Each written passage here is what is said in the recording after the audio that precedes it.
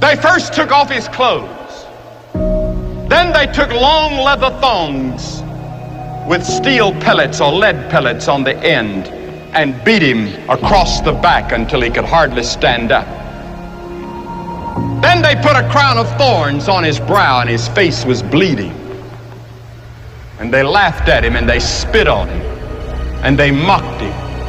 And with one snap of his finger, 72,000 angels had already drawn their swords ready to come to his rescue and wipe this planet out of existence in the universe. And Jesus said, no, to this end was I born.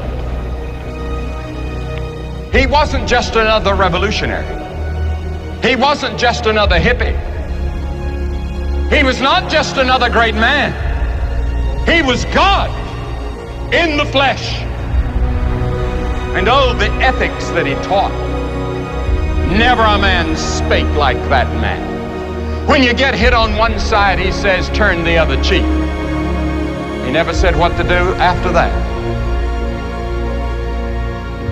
But he did say, forgive 70 times 7. Count that up.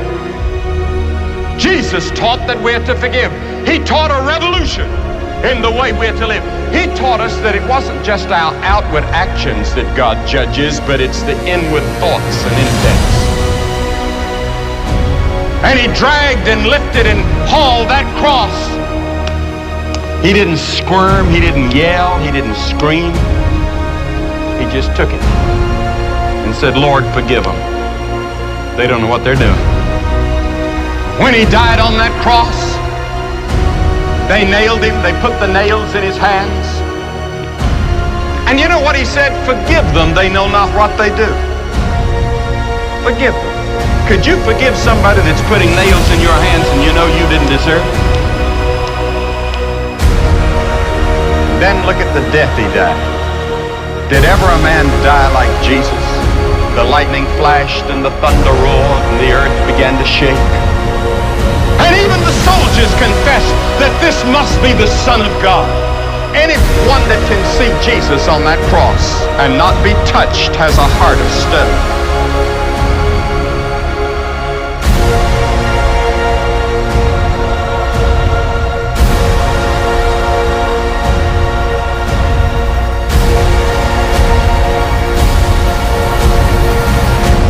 And then, on the cross, he said, my God, why hast thou forsaken me? And then he dropped his head and said, it's finished. What did he mean?